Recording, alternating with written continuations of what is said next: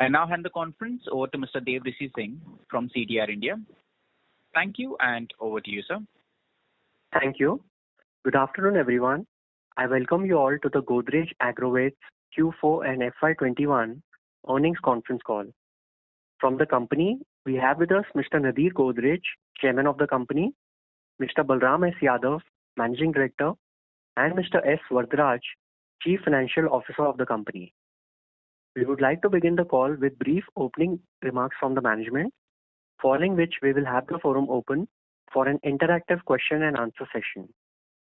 Before we start, I would like to point out that some statements made in today's call may be forward-looking, and a disclaimer to this effect has been included in the earnings presentation shared with you earlier.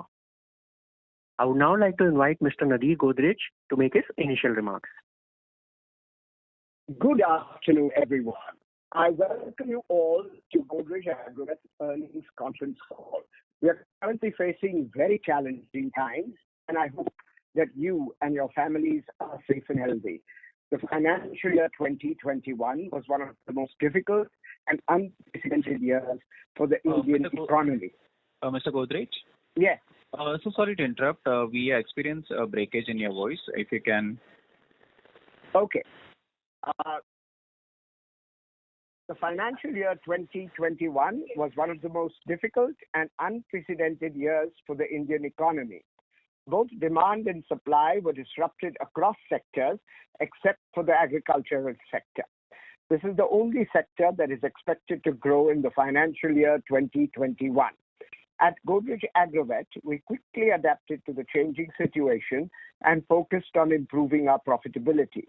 Thanks to our diversified business portfolio, we were able to significantly improve our profits despite the volume and sales decline seen in two of our businesses, animal feed and dairy.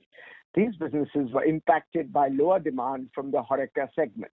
The second wave of COVID-19, which hit India in March 21, is more severe and is causing a high degree of turmoil and uncertainty. Localized lockdowns by states could again lead to economic disruptions and can delay the economic recovery expected by economists in fiscal year 2022. At Godrej Agrovet, currently all our plants are operational while maintaining the utmost safety of our employees. We also have an active vaccination program, though availability of vaccines is indeed an issue. We're also ensuring adequate raw material stocks to avert production disruptions, which could be caused by supply chain or logistical issues. We believe that we will be able to tide through the near-term challenges smoothly. In terms of the financial and operational performance, the key highlights and developments for the fourth quarter and the full year 2021 are as follows. We had another quarter of excellent performance. The consolidated profit before tax in quarter 4 fiscal year 21 increased to 79 crore, representing more than 3 times growth over the same period last year. This was despite a marginal 2% decline in the consolidated total income.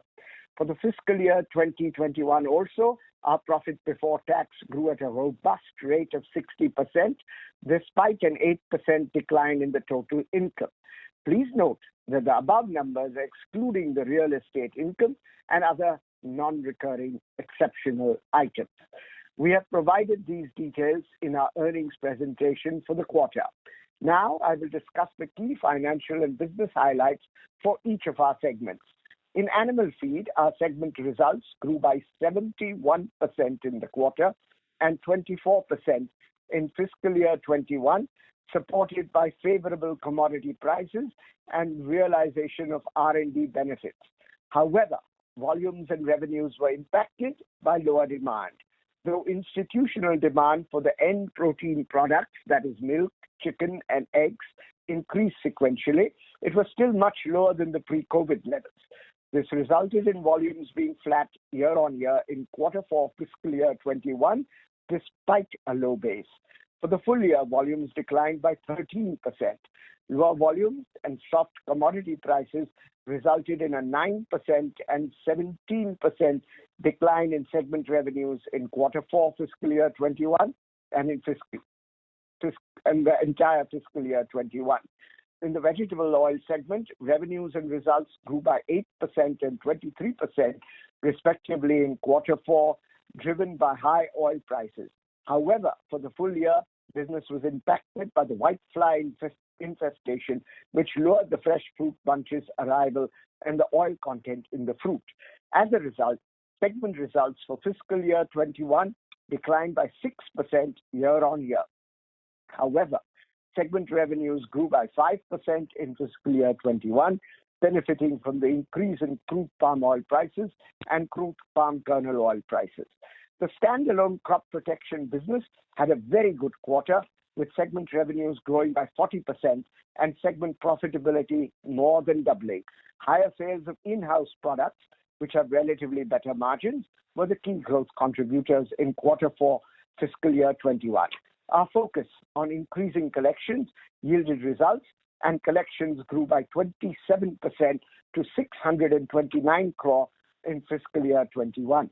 But supply chain disruptions and low application opportunities in the first half of the year resulted in sales and profitability for the full year being similar to the previous year. Moving to the performance of our subsidiaries. In Astec Life Sciences Limited, the fourth quarter performance was impacted by lower export sales and a high base. For the full year, revenues grew at 6%, mainly driven by the domestic market. Segment-wise growth is supported by the enterprise sales segment.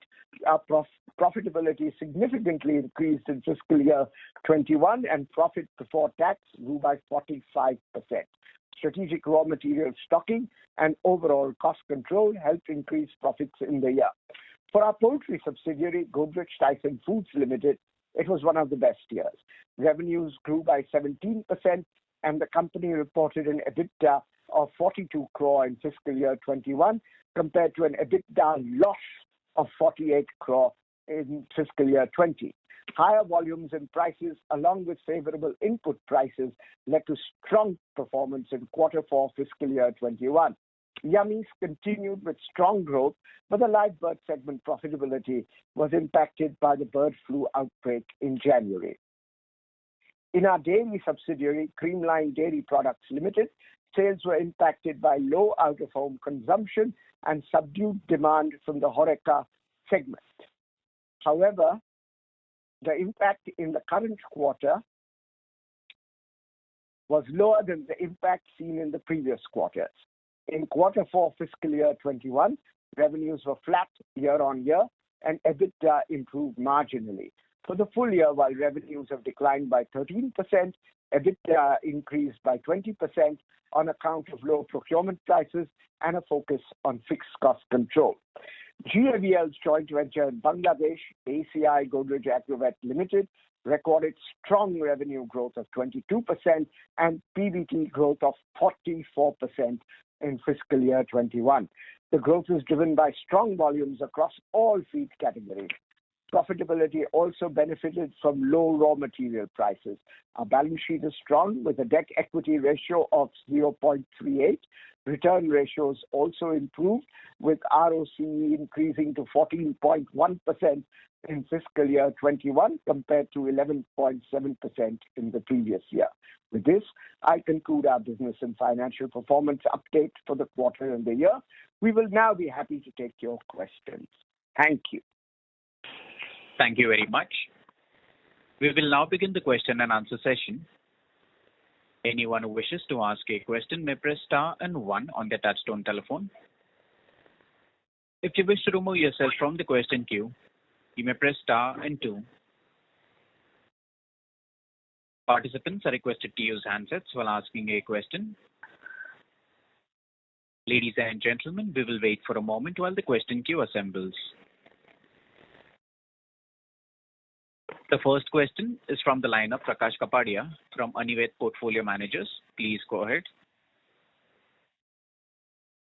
Yeah, thanks for taking my questions. I had 2 questions. So if I look at the second wave of COVID, it is far more spread in rural India, and even today there are 15, 16 states which are under lockdown. So, what is the outlook for demand in the near term? Which segments do you think there could be demand issues if this continues? And secondly, if I look at cash flow from operations, that has declined from around 335 crores to 110 crores.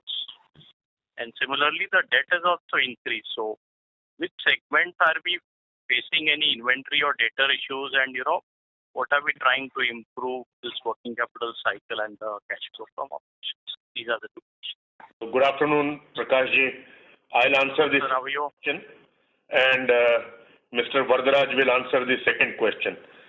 So definitely the second wave is very devastating, but I must tell you that the way the economic activity came to a grinding halt in the first wave, I think that economic activity continues. However, there are more number of cases and more casualties, but the business is running. So that is one side of the narrative about COVID second wave. The second thing I must tell you that animal protein consumption has gone down significantly. It had not recovered fully post the COVID first wave as well as bird flu. But again, due to lockdowns, localized lockdowns, out-of-home consumption has tanked. Chicken prices had come down significantly about a fortnight ago. Now they have started improving. And of course, milk consumption is down and milk procurement prices are also tanking ex-farm. So my sense is that animal protein consumption will go down. I must also tell you that if you remember my February conference meeting, I was saying that if there is no COVID second wave, there will be a shortage of animal protein, and food inflation will be driven by animal protein prices, which it did also. In March, if you see, chicken prices were at the highest, egg prices were at the highest, and milk procurement and sales prices were at the highest. So my sense as far as animal protein industry is concerned is as follows. The production reduction is happening at a very rapid pace because the industry cannot take so many shocks. However, once this wave subsides in 2, 3, 4 weeks' time, consumption is coming back in states where the COVID impact is reducing, consumption is coming back, and we can see a steady rise in chicken and egg prices. There is going to be a huge shortage of animal protein in next 3 to 5 months' time in case the COVID subsides in next 3, 4, 5 weeks. So my sense is that people who are in the game will be benefited. The profitabilities will go up significantly because there are so many small companies and farmers who are exiting the business.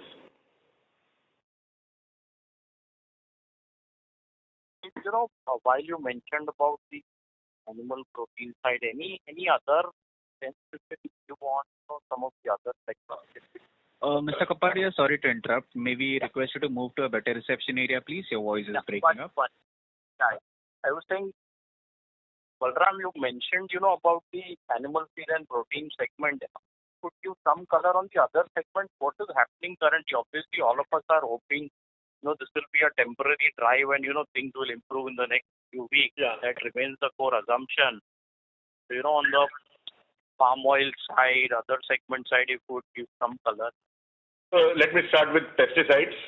Yeah. I think I must tell you that the season for pesticide sprays will only start in the first week. Application will only start from the first and second week of June. Today is the placement time. I must also acknowledge that due to mandis being closed at certain places, placement is not easy. But we are hopeful that in a week or two, the situation will improve and the mandis will open and placement of pesticides will start. So we are expecting a good monsoon. That means a good Kharif season. And as you know, almost 65 to 70% of our crop protection business is Kharif focused. So in case monsoon is good, we will be home as far as Kharif is concerned.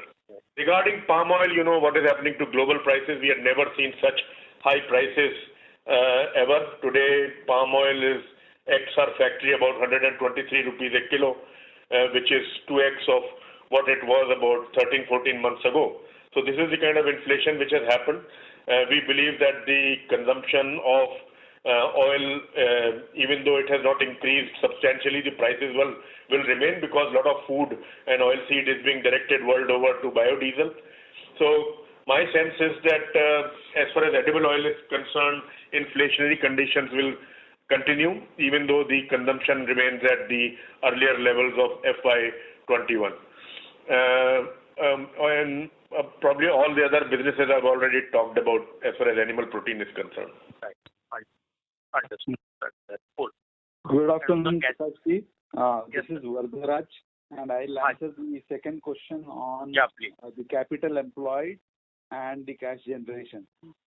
So in the fiscal year 21, what we witnessed was that the short-term commercial papers as a borrowing route was very, very competitive, and so we shifted to that mode of financing vis-a-vis supplier financing. And consequently, if you were to look at our capital employed or cash flow, it on the face of the annual report or balance sheet, it looks to have sort of gone up.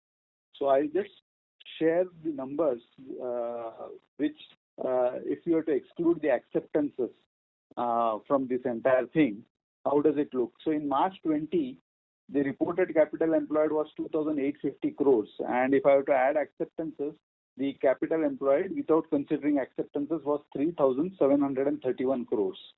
This, when I compare it with March 21, this number is 3,716.8 crores. So capital employed has more or less remained flat, if I were to really say, between March 20 and March 21, but for the drop in acceptances. Okay. Similarly, cash flow, as we see, if I were to look at the cash generated from business operations net of dividends, was a negative 357.7 crores. But if I were to exclude the impact of change in acceptances, which is around 613 crores, the net positive cash flow generated by business operations net of dividend paid out was around 256 crores. We have inserted a slide to this effect in our investor presentation as well, which is uploaded. So both capital employed have remained flat. Cash flow has been a positive 255 crores. Yeah. One more addition from point of view of business. Our borrowing cost, short-term borrowing cost is very low. The prices of raw materials are very volatile and there is inflationary pressure. This is the time to invest money in taking raw material positions, and we will go for maximizing profit in all our businesses. And lastly, Balram, what we've seen post, the IPO over the last three and a half years, few quarters sales comes, few quarters margins come. So, when do we see sales and margins coming more on a predictable basis? Because, we have all the right ingredients, some of the R&D initiatives seem to be, working as of now, and, inflation is where it is. So, when do we see a more consistent trajectory in terms of sales and profitability both coming for the company as a whole? So Prakash ji, you're absolutely right. I think in some ways a lot of correction was made in FY19 and FY20, and if you see some of our cost numbers, etc., we have been able to make substantial reductions in our overheads, etc. So capacity utilizations were also very low. So you would have seen whatever we had done in FY19 and FY20 yielding results, but for so much of disturbance and noise being created by COVID. My sense is that we have used last 4 quarters to make our businesses more efficient. Our slogan was that we will manage the business during these last 4-5 quarters of COVID for cash and costs. And I think we have been extremely successful in doing that. It is just a matter of time that we will start showing more consistency and sustainability of our top line and bottom line. Great. So that's very good to know. Thank you. I'll join back the performance. All the best. Thank you.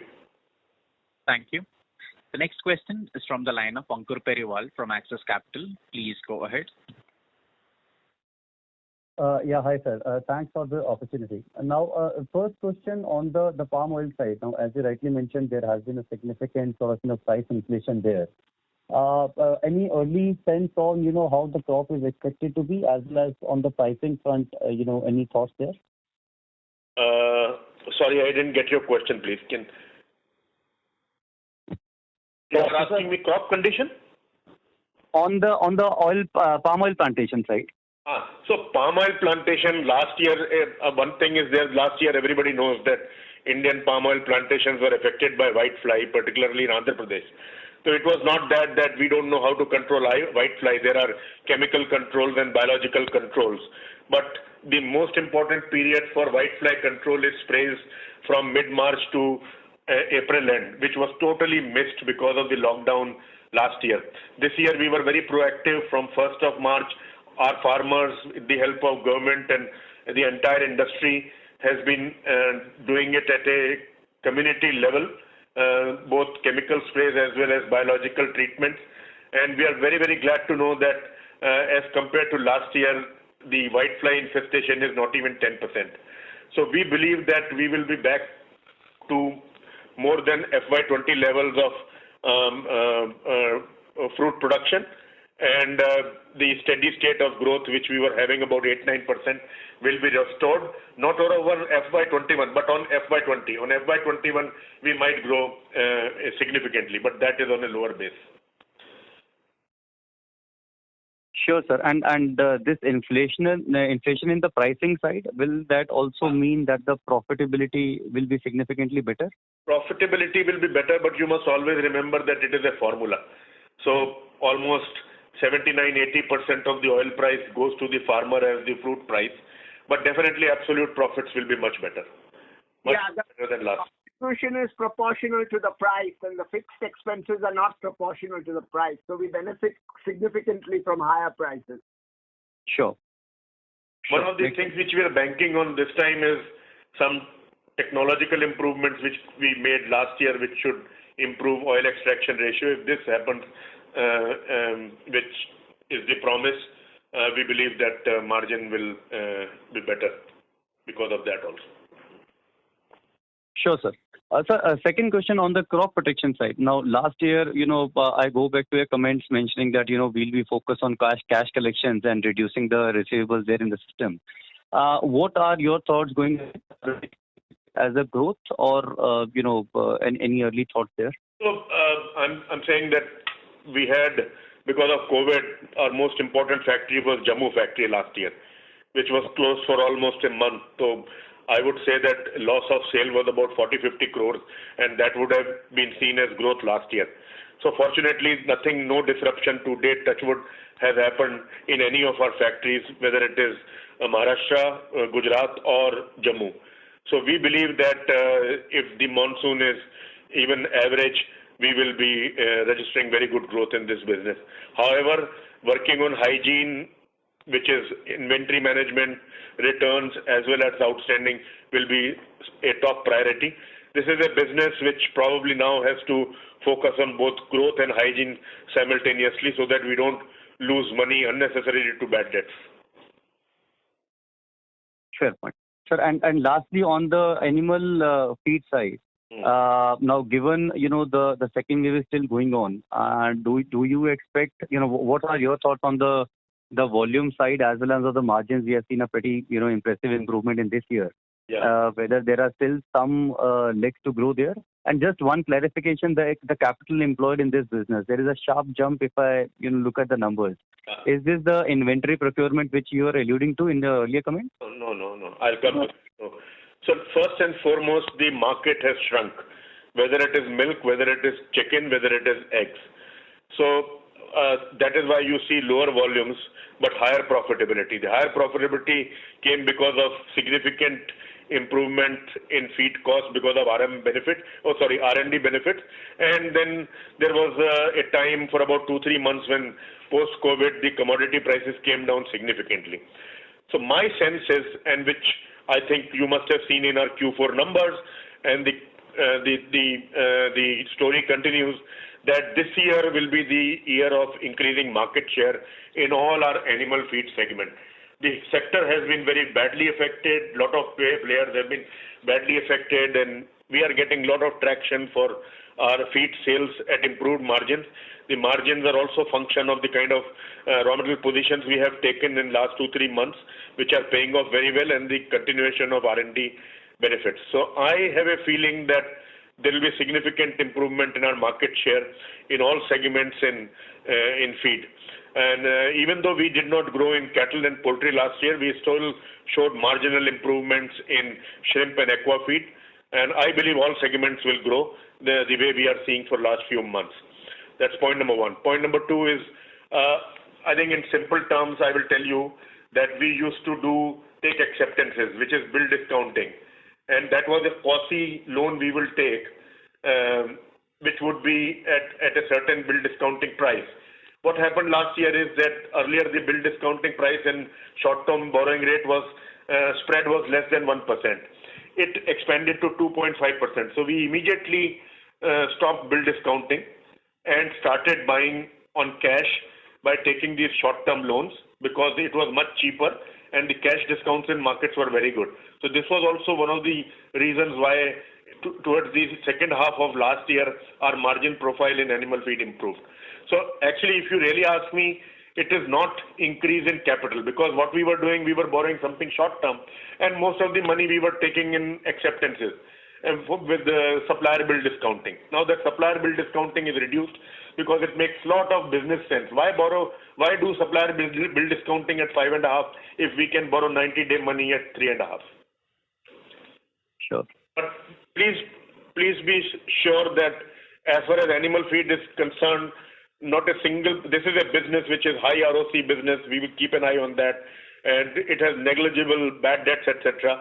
But I think this is the year we can really maximize profits and take it to a certain level. Sure. Fair enough, sir. That answers my question. Thank you and all the best. Just to add to what you said, because that question will come, my view is that you don't judge us by Q4 because that was a little, I think we got some huge benefits of RM. But a steady state EBIT margin in our animal and in our poultry and cattle feed will be between 6 to 7% EBIT, and in aqua feed it can be between 8 to 9% steady state, but at very high ROC. Thank you. The next question is from the line of Sumant Kumar from Motilal Oswal Financial Services. Please go ahead. Yeah, hi. So my first question for animal feed segment. So can you talk about the current scenario because we have seen the second wave of COVID and lockdown is going on. So how the demand is going to be, and previous year the demand impacted significantly. Compared to that, how the demand is going currently and the outlook for that. So I would say that in April 21, we were almost 90% of January 20 levels as far as all animal protein production was concerned. So we were coming back big time. Even during the bird flu also, I must say that the production of poultry was not reduced significantly, even though prices had become unremunerative. But going by what is happening now and the way prices have tanked, my sense is that we over April, May, June, July will be about 75 to 80% of April month's volumes. And once the lockdowns go, the consumption starts, you will see unprecedented prices of chicken and eggs particularly, and fish will follow immediately thereafter. So my sense is that the market has shrunk, but the production has shrunk even more. And we will see, in case COVID, I qualify everything that in case this wave subsides in 3-4 weeks time, we will see unprecedented prices of animal protein.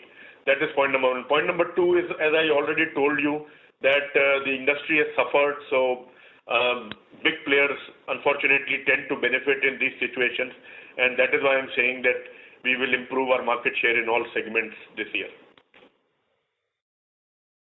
Overall, currently the demand is 90% of January, but YOY it should be higher, right? YOY is higher, yes. Okay. So overall we can say that FY21 animal feed segment we are going to do well. It is a safe assumption to make. Okay. And talking about overall raw material prices, the animal feed segment is going up, corn price higher, soybean is also higher. So can you talk about the margin pressure in animal feed segment? How are we taking the price increase in the in the product? So there is full pass-through. So that is definitely there. But I think in the first half of the year, first half of the current financial year, we will be benefited by very good raw material positions we have taken. But there is a full pass-through, and the pricing is done on replacement prices. So why margin pressure will not be there in FY21? I beg your pardon? Compared to FY21, FY22 will have a similar kind of margin or better or margin will have a margin pressure. I think if you really want to compare FY22 margins, they will be closer to the Q4 margins of animal feed. Okay. And talking about palm oil, we have seen a significant surge in the palm oil prices, YOY 77% jump.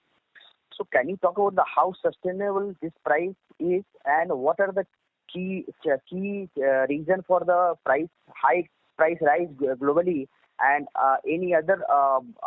Can you give the outlook of the palm oil prices globally? And Mr. Godrej, would you like to take this question, sir? Sure. Because of President Biden's focus on fighting climate change, there's been a huge demand for biofuels. And biofuels are mostly biodiesel and bioethanol. Bioethanol is made from corn and sugarcane. So prices of corn, sugarcane, and all oil seeds, because biodiesel is made from vegetable oils, have all gone up and are likely to stay high for quite some time.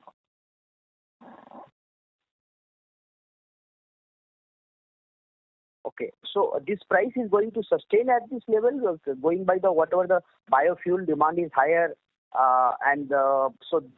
this price is going to sustain for a couple of years? Very likely, because it's very difficult to grow more crops because almost everything is going into biofuels.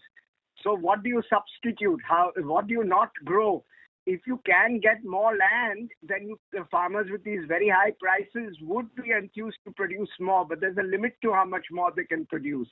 On the other hand, the prices would come down if biofuel mandates are reduced. But as of now, it doesn't look very likely because the whole world is focusing on fighting climate change. Okay. Any crop damage of the palm oil producing country?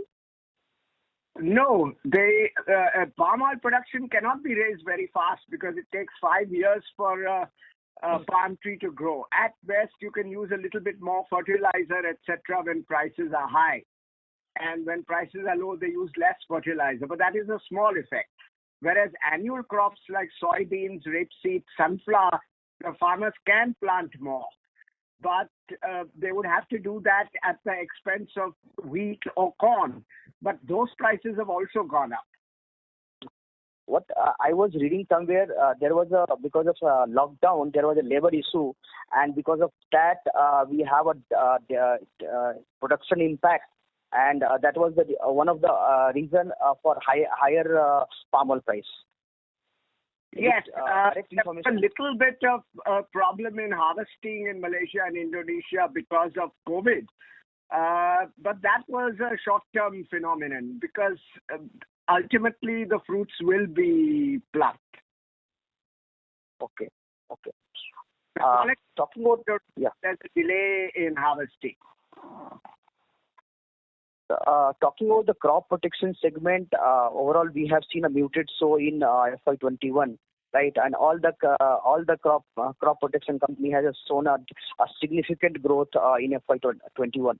And considering we have a lower base and the season is going to be good, so whatever the product launches we have done, can you talk about what kind of can we have a higher double-digit kind of growth in FY22?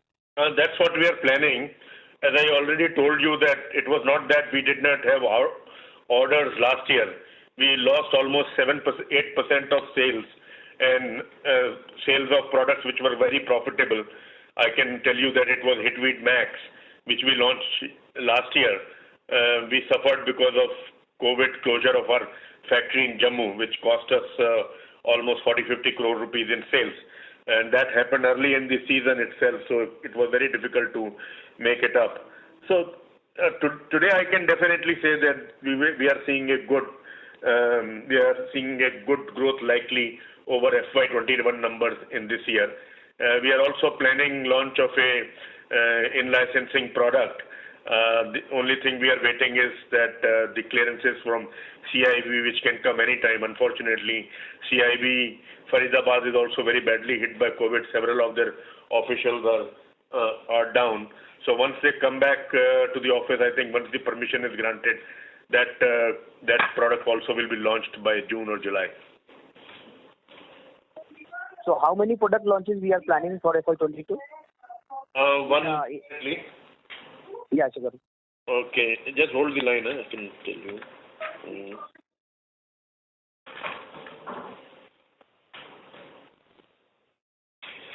So last year we launched two.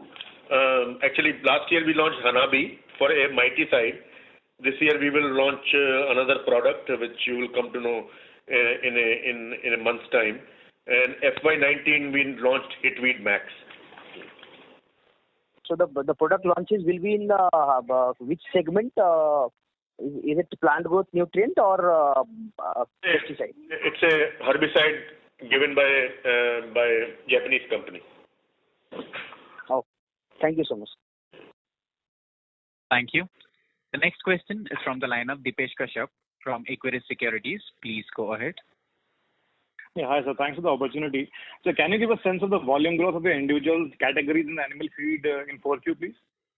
In animal feed segment, what was the individual categories growth, cattle feed and the broiler feed volume growth, please? Last year? This quarter, please. Yeah. This quarter. Varadaraj, can you help? Yeah. So cattle grew by around 5%. Broiler grew by around 8.5%. Layer feed degrew around 17%, and the aqua feed category grew by around 35%. Aqua feed degrew by 35%. Sorry? It degrew or grew by 35%? Aqua feed grew by 35%. Okay, great. Right. Sir, the soya meal prices have increased very sharply over the last quarter, and you talked about the pass-through, but especially wanted to ask about the aqua feed and especially shrimp feed category, where it is a very organized market. Has the industry and you've been able to take the price hike here? Yes. So if you ask me, in last say 15 days, almost 6-7% prices have been hiked, and my sense is another 6-7% price hike will be taken in the coming weeks till March 31st. Great, sir. Right. So in the palm oil business, can you please help with the FFB arrivals in the fourth quarter and what was in the base quarter, and also if the OER ratio you can give, please. The fourth quarter is it's non-seasonal quarter. I think it will be difficult to judge the business by those numbers, but we can definitely share. Vardha, you can tell. Yeah, so fourth quarter, it was around 32,000. And OER was very high, no? Yeah, sorry? OER was 19% plus. Yeah, correct. And so what was in the base quarter last year, sir? What was the volume? It would be around 39,000. As Mr. Yadav mentioned, this is a non-seasonal quarter. So one should that I understand. I just wanted to see the volume growth. Yeah, that I understand. Yeah, fine. So lastly, in the poultry category, sir, can you please explain the 22% revenue growth? What was the mix and why the margins went down so much in this quarter while our peer has reported a better margin? So just wanted to understand what happened there. Which numbers are you talking about here? The poultry, sir. Godrej Tyson. Yeah, Godrej Tyson. Yes, correct. Godrej Tyson, we had a revenue growth of about 22%. Right. Correct. And we had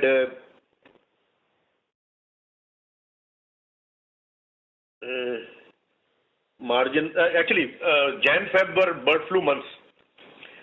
So even though we were very profitable in March, I think some of the profits went to balancing the losses made in Jan-Feb. Am I right, Vardha? Yes, sir. Okay, right. And then what was the mix of the growth in this, the entire category? Like live poultry, like did the yummies grow more or your live poultry grew more? This is steady growth. You want to know, I can tell you that Yummies grew quite well in the fourth quarter. the numbers were there, I'll tell them. Huh? Take me just wait. Sorry? Yeah. Yummies top line grew last year by 53%, and contribution, which is margin after variables, grew by 78%. So Yummies is steady. I think it is like any FMCG product with about 40% contribution margin. This year again, we are expecting mid-teen to high-teen growth in this segment. The big dent was in the live bird, which is a commodity. Understood. Right. So, and what is the expected capex plan for FY22? I think in Aztec you've already told 180 crores. So how much are you looking at in other segments? I'll tell you.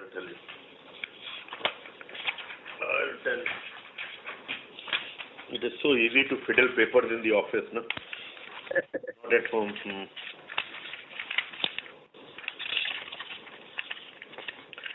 So I think Aztec is about 180, and another big investment is about 80 to 90 crores for a fish feed plant in Barabanki, UP, which is under construction, but because of COVID, I think it is delayed by a month right now. So this plant will be commissioned sometime in February, March next year. So these are the two big investments. So total capex planned is close to about 300 crores. And anything in Bangladesh, Balram? No, sir. Bangladesh, we still have that mill which we have leased at a very small expense of about $500,000. We can double the capacity, sir. Right. So anything for the advantage of taking the PLI scheme advantage, anything related to that you're doing? So we are studying that for our CPB and our Aztec Life Sciences business, but I think offline we will be able to tell you more. Sure, sir. Thank you, sir. All the best. Thank you. The next question is from the line of Madhav Marda from Fidelity. Please go ahead. My questions have been answered. Thank you. Okay. Thank you. Thank you. We move to the next question from the line of Pulkit Singhal from Motilal Oswal Asset Management. Please go ahead. Yeah, hi. Thank you for taking my question. So the first question is on the oil extraction ratio. You are mentioning of some technology that can improve the yield. So in that context, if you can talk a bit more about it, how much improvement do you expect and what is this technology? So oil extraction ratio, we pay the farmers based on weight. Hello? Yeah. So we pay close to about 15% of oil price as the fruit price and by weight. Yeah. And farmer is not responsible for oil extraction ratio, which ranges from 17 to 19.5% during the year, depending on the season, because in hot season, oil extraction ratio comes down, and once the weather becomes cooler, and when we move towards October, November, the oil content in the fruit continuously goes up because you have benefit of water also with monsoon. So the kind of technologies we have, which is plant as well as some additives, and this is some continuous sterilization technologies, which improve the oil extraction ratio by between 0.4 to 0.6%. So this 0.4 to 0.6% is a direct injection into PBT. Okay. And this would be visible, I mean, is it already visible in your 4Q results or this you expect it to be seen this year? The technology we were working for last 2 years. First in FY19, we set up a pilot plant of 1 ton per hour to test out all these technologies, because one of the big problems in agriculture is what works in Malaysia may not work here or may not work in Costa Rica. So importing technologies has a risk attached to it. So we set up a pilot plant, and then throughout FY19 and mid of FY20, it was tested by our foreign partners as well as us. And once we were sure, then some additional equipment had to be added, which cost about $1 million a plant. So almost $2.5 to $3 million worth of equipment was called for. and it was set up in the first half of FY21 in one plant, and we could see the benefit, and in second half of FY21 in both the plants. So we are sure that we will be able to reap a lot of benefits from these expansions. So because 0.5% oil on something like 5.5 lakh fruits is a lot of money. Right. And the kind of price increase being seen, like 70-80%, how much of this, has to be passed on to the farmer? What kind of pricing methodology is there? Delta, so 80% roughly, I'll give you a thumb rule.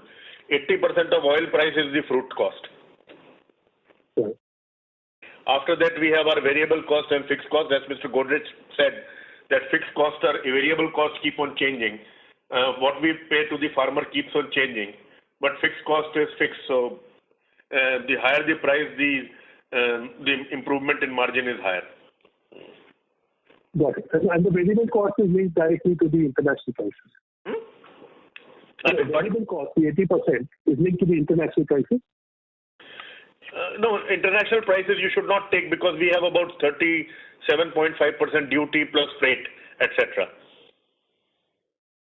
Okay, landed price. The prices today in Indian rupees would be something like 80,000 rupees, but our local price here is 1,23,000 rupees a ton. Yeah, it's based on the local price and it's adjusted every month. Got it. And the second question was on the animal feed business. You mentioned about supply-driven market share gains. I understand that when the going is tough, this tends to happen for the larger price, but as you are also expecting the industry to bounce back with prices going up, why wouldn't all these players come back in? So definitely players come back in. There is no doubt about it that they'll come, because one of the big ingredients of our selling is also credit, which these people, the local feed millers, can give better than us because they have more ability to collect that. The issue is that there are two things happen. One is market contraction is there. Second is that the raw material prices are very high. Now, if you ask me, if normally soya meal is bought in 40 ton trucks because of freight benefits, etc. Now, last year at this time, a 40 tonner was costing about 12-13 lakh rupees. Today it is costing 26-27 lakh rupees. So if you see, working capital involvement is also very high. Plus, with so much of volatility in the output market, the traders are also not willing to give credit to several people. So it's a mix of things which are happening, and we believe that it will help us get some more market share. Of course, we are heavily, poultry market shares are volatile because of several reasons, but cattle, fish, shrimp, etc. are very stable gains whenever we have made. Okay, got it, sir. Thank you for answering your question. Thank you. The next question is from the line of Rohan Gupta from Edelweiss. Please go ahead. Yeah. Hi, sir. Good evening. Sir, continuing on the animal feed business only. So, sir, despite a lower revenue this year, we have seen your margin expansion of almost from 4% to 6%. And if we see that the benefit of market share gain, we are going to see the next year, and the top line is also going to see the volume growth. Because of the operating leverage, what can be the margin expansion further from here? Can you just give some light on that, sir? I think you will see some very good numbers, what you saw in the last quarter, maybe one or two more quarters. But I think it was a classical commodity-dependent business. But what we are very sure is that EBIT margin of cattle and poultry to be anything between 6 to 7%, closer to 7%, and in aqua feed from 8 to 9%. Is something which is sustainable, and we are also looking at substantial improvement in volumes. I think what we have, so what is our problem in FY18 and FY19, Mr. Prakash had asked me, was that we had set up a lot of capacity for animal feeds. So today we have 2.16 million tons of capacity, and we are producing about 1.4 million tons. We also want to expand the volume by 2-3 lakh tons in next 2 years. We would have done that last year. Unfortunately, the market contracted. If that happens, we will get into a virtuous cycle where scale will start giving us major advantage. So we are banking very heavily on this year to turn a lot of things, but margin profile between 6 to 7% EBIT margin in cattle and poultry, 8 to 9% in aqua, in good times 9, in average times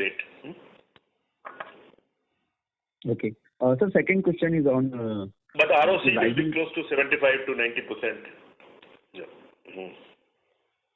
Right. So right. Sir, second question, you mentioned that this high agri commodity prices globally, and where you mentioned that even the rising biofuels and the government globally everywhere is just focused more on the clean and green energy. So do you see that this agri commodity price rally, which has been this year almost across the commodities of 30% to 60-70% increase, the prices are not going to correct any soon, and probably that world will adjust here, or maybe even higher from the current level, that is going to change the agri input industry dynamics completely for the next 3 to 4 years, sir? It is difficult to predict. As Mr. Godrej said, that depends on biodiesel mandates. At some point in time, the food prices or the food inflation which accompanies high commodity prices will start hitting, and probably there will be a clamor to reduce biodiesel mandates. If that happens, definitely we can see some reduction in commodity prices. But I don't see that happening in next 6 to 9 months. And 6 to 9 months is a very long time in commodity market. So predicting about next 3-4 years, very difficult. Sir, yours is a unique company which is having presence in both agri input and agri and output also, like in a poultry farm and all, where you are using even the raw materials. So where you see that this rise in input prices led inflation, do you see that there is enough opportunity for you to pass on the rising cost in your end products, like in animal food and in chicken and all those categories, or there has to be some pressure on the margins in the near term, sir? I got it. So let me just tell you that one of the big in animal feed, in all animal feeds there is a pass through, albeit with a time lag. So there our positions help us tide over those time lags, because raw material prices will rise now, and then we'll announce the price increase, and the industry will also announce the price increase, and it will take 7 to 10 days for it to come into effect. That's point number one. Point number two, in real good chicken particularly, we have quarterly contracts with all these big QSRs and everybody, because food service is a very big part of our business. So we will have to wait for 3 months to renegotiate prices. So that is one of the problems. Second thing, in dairy, the big problem which happened with us was that and you must be knowing that from Jan to April, there was a secular increase in ex-farm prices. And just because some of the states were going through elections, the consumer prices were only increased in the first week of April, and that to 1 or 2 rupees or 3 rupees in different states. Now, that has hurt us very badly in milk. But suddenly the demand has dropped because of lockdowns. Today, the milk prices have come down 4 or 5 rupees a litre in Maharashtra and about 2-3 rupees a litre in rest of the other states. And still there is a surplus of milk. So this is commodity. This is how things can change. This is the time when we were expecting huge milk shortages had there been no COVID, and now there is a surplus. So things are very dynamic and volatile. I think sitting in my seat, not very easy. But I should mention that because of our R&D initiatives, we need less raw materials to make the same quality feed. That's true. I think we are concentrating the feed a lot. So quantity of very high-end feeds is very less to be fed to the animals. Fine, sir. And just on the last question from my side, if I'm allowed to ask.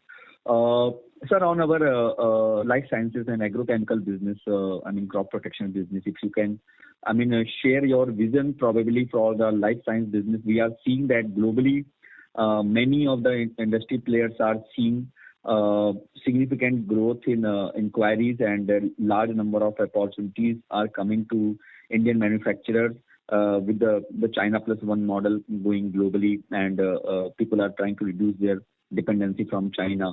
In this sense, sir, if I can just, if you can little bit elaborate here that how you see your business in next 3 years, and what kind of capex and we are in a position to put up in next 2 to 3 years, and have you also seen increased inquiries from global players in this segment, because we have very solid R&D driven business model in Astec LifeSciences and crop protection. Astec LifeSciences, as I told you, that we are getting a lot of inquiries. I think like all other agrochemical companies, we are also in the game.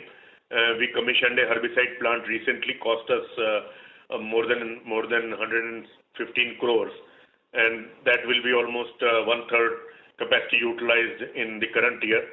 So, and it will make herbicide intermediates for 1 Korean and 2 Japanese giants, I would say. So that said, another 180 crore capex is planned. I think most of the work has already started.